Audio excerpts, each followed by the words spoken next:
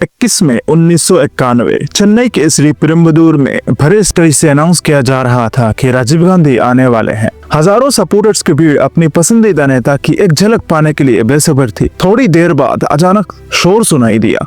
यह शोर राजीव गांधी के काफिले का था। उनके आते ही लोग उनकी तरफ भागने लगे। हर कोई चाहता था कि अपने चाहते लीडर को एक बार छू ले, मिल ले, बात कर ले। इन्हीं लोगों में एक लड़की भी थी, धनु। ये नाम आप याद रखिए, क्योंकि इसने जो किया वो आप सोच नहीं सकती। आगे आप सुनेंगे इसकी कारनामे। धनु भीड़ को चीर के राजीव गांधी की तरफ तेज कदम बढ़ रही थी, मौत बनकर। तमिलनाडु पुलिस की सब इंस्पेक्टर अनुसुईया, जो राजीव गांधी की सिक्योरिटी में तैनात थी, उसने धनु के बिहेवियर में कुछ अजीब सी महसूस की। उन्होंने गुस्से में धनु के हाथ पकड़ लिया और उससे पीछे धकेलने लगी। लेकिन तभी राजीव गांधी की आवाज आई, चिंता मत कीजिए, उनको आने दीजिए। ये सुनकर अनुसुईया की पकड़ ढीली पड़ गई। राजीव गांधी को कहाँ पता था कि वो एक लड़की को नहीं, वो अपनी मौत को पास बुला रहे हैं। धनु हाथों में चंदन की माला लिए एक मुस्कान के साथ उनकी तरफ बढ़ने लगी। अब उसे रोकने वाला कोई नहीं था। वो तेज कदम से राजीव गांधी के पास आई और उनके गले में माला डाली। उसके बाद फिर पैर छूने का नाटक करते हुए वो नीचे झुकी और अपने कपड़ों के अंदर पहने हुई बॉम्ब को एक्टिवेट कर दी। एक ही पल में एक जबरदस्त धमाका हुआ। राजीव गांधी के साथ 16 लोगों के चीथड़े उड़ गए। India is an old country, but a young nation, and like the young everywhere, we are impatient. Indian Prime Minister Rajiv Gandhi was assassinated. Gandhi was campaigning in Tamil Nadu for the elections. When he was killed, the bomber was linked to Sri Lankan Tamil terror group LTTE. Rajiv Gandhi Bharat के सबसे young prime minister बने थे। 40 साल की उम्र में एक modern उन्होंने कंप्यूटर्स, टेलीकॉम और इकोनॉमिक रिफॉर्म्स शुरू किया।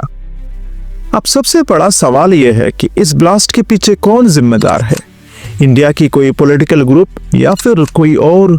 आज हम डिटेल में जानेंगे राजीव गांधी असैसिनेशन की कहानी। और शुरू करने से पहले सब्सक्राइब का बटन जरूर दबा देना।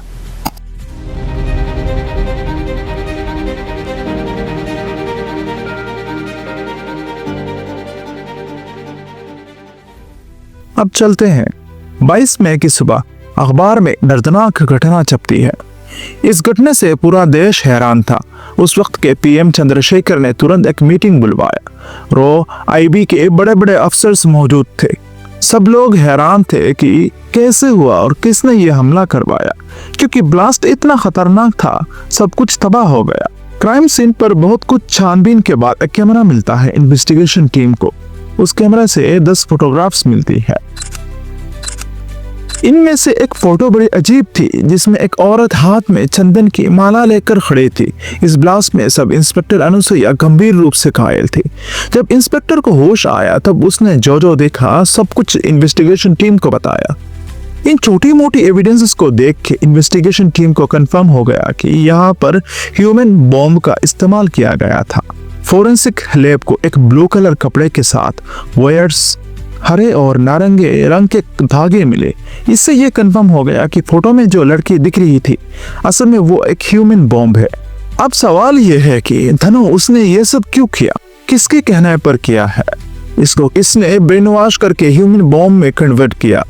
इसको समझने के लिए थोड़ा हिस्ट्री की तरफ चलते हैं। 1987 में राजीव गांधी ने श्रीलंका के प्रेसिडेंट के साथ इंडो श्रीलंका अकॉर्ड साइन किया। इस एग्रीमेंट के अंदर इंडियन पीस कीपिंग फोर्स यानी आईपीकेएफ को श्रीलंका भेजा गया ताकि वहां तमिल मिलिटेंट्स और गवर्नमेंट के बीच पीस इस्टेब्लिश किया जा सके। लेकिन ये मूव एकदम गलत साबित हुआ, क्योंकि LTTE Liberation Tigers of Tamil Eelam, जो श्रीलंका का सबसे पावरफुल मिलिटेंट ग्रुप था, उन्होंने इंडियन फोर्स को दुश्मन बना लिया और उनकी आंखों में राजीव गांधी बने एक ट्रेटर। LTTE का लीडर प्रभाकरन अपने फाइटर्स के लिए एक ही रोल रखता था, लॉयल्टी या मौत। उनका मिशन था एक इंडिपेंडेंट तमिल स्टेट यानी इलम बनाना, और जो भी उनके मिशन के रास्ते में आता वो उन्हें हटा देता था। राजीव गांधी उनके लिए एक बड़ा ऑब्स्टिकल बन गए, क्योंकि राजीव गांधी के डिसीजन से इंडियन आर्मी ने LTTE के खिलाफ ऑपरेशन चलाया था, जिसमें उनके हजारों मिलिटेंट्स मारे गए। LTTE ने सोचा अगर राजीव गांधी सत्ता में आए तो फिर दोबारा तांडव करेंगे, और तब एलटीटीई ने डिसाइड किया राजीव गांधी को जिंदा छोड़ना पॉसिबल नहीं है। इसी प्लानिंग के अंदर एक सुसाइड स्क्वाड बनाया गया, नाम था ब्लैक टाइगर, और उन्हीं में थी एक लड़की धनु, सिर्फ 17 साल की थी।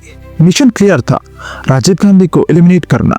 ब्लैक टाइगर यूनिट का टोटल 7 लोग इस कांड का मेन हिस्सा थे और इस यूनिट को कमांड कर रहा था शिवरासन। कहा जाता है कि उसके कई नाम है, अलग अलग जगह पर वो अलग अलग नाम यूज किया करता था। शिवरासन की एक आंख नहीं था। इंडियन आर्मी के साथ युद्ध के दौरान ग्रेनेड ब्लास्ट की वजह से उसकी ये आंख चली गई। तब एलटीटीई ने उसको वन आइड जैक का टाइटल दिया। ये सारा प्लान शिवरासन का था, यहाँ तक कि ह्यूमन बॉम्ब का आइडिया भी शिवरासन ने दिया। उसने बॉम्ब को खुद डिजाइन किया। इन 7 लोगों में से 5 लोग धनु की फैमिली से। ये बात क्लियर नहीं है, कुछ जगह इंडियन तो कुछ जगह श्रीलंकन कहा गया। अब सवाल ये है, ऐसा कौन सी मजबूरी थी जो पूरी फैमिली शामिल हो गई अपने ही नेता को मारने की साजिश में? यह बात जानने से पहले धनु की फैमिली की तरफ चलते हैं। धनु की 3 बहनें, नलिनी, वसुगा और अनुजा। शिवरामन उसका भाई। उसकी फैमिली श्रीलंका से रिफ्यूजी बन के इंडिया आया था। तमिलनाडु में हंगामा के दौरान उसका भाई शिवरामन मारा गया। धनु की फैमिली ने यह मान लिया कि उसके भाई को इंडियन गवर्नमेंट ने ही मारा। तब से धनु की फैमिली बदले से आग से जल रही है। उस वक्त श्रीलंका में एलटीटीई का लीडर प्रभाकरन का बहुत ज्यादा दबदबा था। धनु और उसकी तीनों बहनों ने चिट्ठियां भेजना शुरू किया। बहुत सारी चिट्ठियां भेजने के बाद फाइनली प्रभाकरन ने एक्सेप्ट किया और उन चारों को श्रीलंका बुलाया। धनु और उसकी तीनों बहनों को वहां पर फुल्ली ट्रेन किया गया ताकि हर सिचुएशन में ये चारों काम आए। इनमें से धनु और वसुगी को ह्यूमन बॉम्ब के लिए ट्रेन किया। शिवरासन ने दोनों को प्लान ए और प्लान बी में बांटा ताकि प्लान ए फेल हो जाए तो प्लान बी सक्सेस हो। नलिनी और अनुजा को उनको कवर देने के लिए रखा। उन चारों के साथ शिवरासन, मुरुगन और रविचंद्रन इंडिया आए। धीरे धीरे वो सब काम में लग गए। ट्रेनिंग के दौरान नलिनी को मुरुगन से प्यार हो जाता है। वो दोनों चुपके से शादी कर लेते हैं। शिवरासन ने प्लान बी यानी वसुगी को दिल्ली में रखा, जरूरत पड़ने पर प्लान बी एक्टिवेट किया जा सके। शिवरासन ने प्लान के अनुसार बेल्ट बॉम्ब को रेडी किया हो। एक दिन उसने न्यूज़पेपर में देखा कि 21 मई को राजीव गांधी श्री पेरुम्बदूर आने वाले हैं। तब डिसाइड किया कि उस वक्त प्लान को अंजाम दिया जाए। सब प्लान के मुताबिक हुआ। 21 मई 1991 राजीव गांधी चेन्नई से श्री पेरुम्बदूर रैली के लिए निकलते हैं। सिक्योरिटी टाइट है लेकिन भीड़ भी उतना ही बड़ा। राजीव गांधी एक स्माइल के साथ लोगों से मिलते हैं, हाथ मिलाते हैं और सपोर्टर्स के साथ फोटोज खिंचवाते हैं। रात के 10 बजे राजीव गांधी स्टेज की तरफ बढ़ रहे थे। धनु उनके पास आती है, उन्हें माला पहनाती है, पैर छूने के लिए झुकती है और बेल्ट बॉम्ब को एक्टिवेट कर देती है। एक ऐसी ब्लास्ट जिसमें 16 लोग वही के वही खत्म हो गए। राजीव गांधी का बॉडी भी पहचानने में मुश्किल हो गया था। पूरा इंडिया शॉक में डूब गया। टीवी पर सिर्फ एक ही खबर, राजीव गांधी असैसिनेटेड इन तमिलनाडु ब्लास्ट के तुरंत बाद सीबीआई और तमिलनाडु पुलिस ने इन्वेस्टिगेशन स्टार्ट की। बाद में इन्वेस्टिगेशन टीम यानी एसआईटी टीम को बनाया गया। एक एक फोटो, एक एक आई विटनेस स्टेटमेंट को एनालाइज किया गया और धीरे धीरे पजल पीस फिट होने लगी। सबसे बड़ा एविडेंस था, एक लोकल फोटोग्राफर ने रैली की फोटोज ली थी। उसमें क्लियर दिख रहा था कि एक यंग गर्ल राजीव गांधी के पास खड़ी है और फिर ब्लास्ट। और फिर इन्वेस्टिगेशन एलटीटीई तक पहुंची। प्रूफ्स मिले कि धनु और उसकी टीम को एलटीटीई ने ट्रेनिंग देके भेजा था। यह मिशन उनके ब्लैक टाइगर यूनिट ने प्लान किया था, डायरेक्टली प्रभाकरन के ऑर्डर्स पे। एसआईटी ने धीरे धीरे सारी आरोपियों तक पहुंचा। जब एसआईटी ने नलिनी की मां को पकड़ा तब उसने सारी राज खोल दी। उसके बाद एसआईटी ने मुरुगन और नलिनी को पकड़ा। जब मुरुगन से सख्ती से पूछताछ की तब मुरुगन ने कंफर्म किया कि नलिनी के मां की बात सही है और उसने शिवरासन का ठिकाना दिया। धीरे धीरे सबको पकड़ लिया गया सिवाय शिवरासन के। उसने साइनाइड कैप्सूल खा के सुसाइड कर लिया। जब एसआईटी पहुंची शिवरासन के ठिकाने पर तब एसआईटी को मिला शिवरासन का डेड बॉडी। 1998 में सुप्रीम कोर्ट ने 26 लोगों को कन्विक्ट किया, जिसमें 4 लोगों को डेथ सेंटेंस मिले।